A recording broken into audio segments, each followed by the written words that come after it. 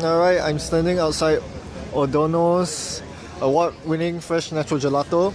It's an ice cream store, and today they're celebrating the 10th anniversary, so they're giving out free ice cream. Look at that, free ice cream. I got myself some salted caramel. So yeah, do visit this place.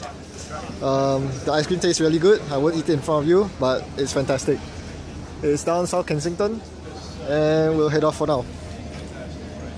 This is Gloucester Arcade, home to this very big outlet of Waitrose.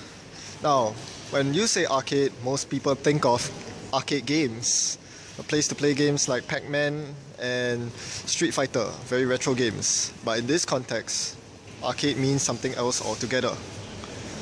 It simply means, as the word literally says, a bunch of adjoining arches, and this is exactly what Gloucester Arcade is. The decorations in this arcade are pretty splendid. Very exquisite. It's a very nice place to be. I'm down along Cromwell Road, and now we are at the Natural History Museum. And as it seems, every time I go out for my London Raw videos, the weather is unusually good in London today. The sun's so bright, illuminating the Natural History Museum so nicely. And you can see there's a good crowd gathering. Shall we join them? As with most buildings in the South Kensington area, the architecture of the Natural History Museum leaves me in awe. It's so beautiful and takes you back in time. And that matches with what we have here, the centerpiece of the Natural History Museum. A dinosaur skeleton so long it cannot fit in one shot here. This is not the Tyrannosaurus Rex, this is a Diplodocus. Amazing stuff.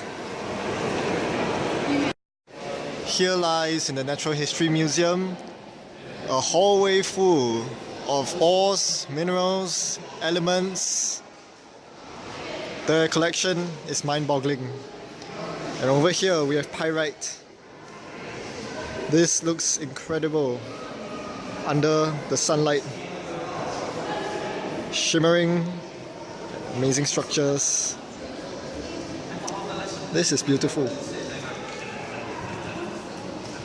Perhaps most impressive of the Natural History Museum's mineral collection is this stunning array of rare gemstones.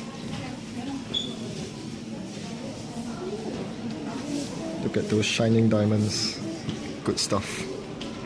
Fun fact, the ostrich lays the largest egg of any living animal. Number 3 over there. But actually, it's proportionately the smallest egg laid by any bird. Who knew? So much to see in the Natural History Museum, but time doesn't permit for me to look at it all, so we'll just have to move on.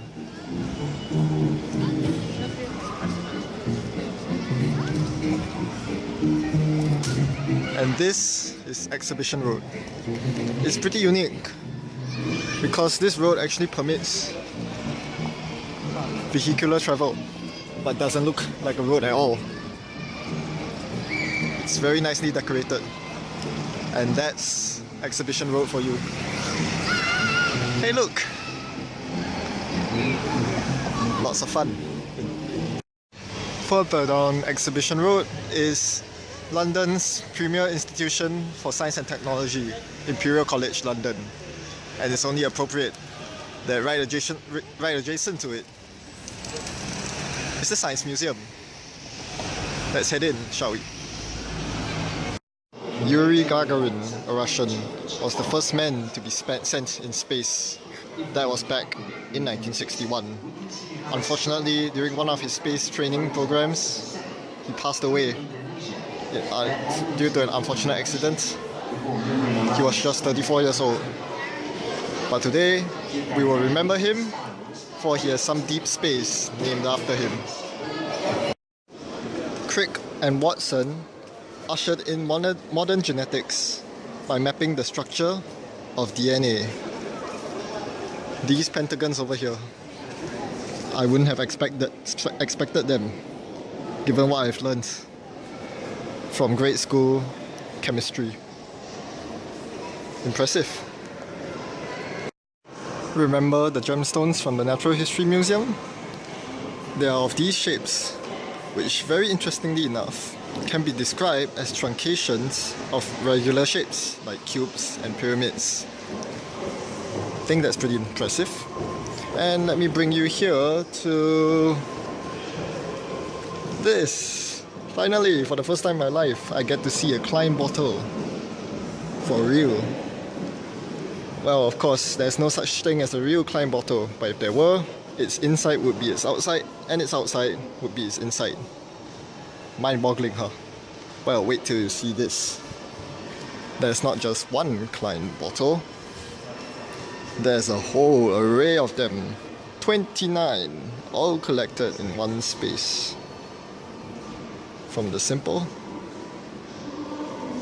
to the complicated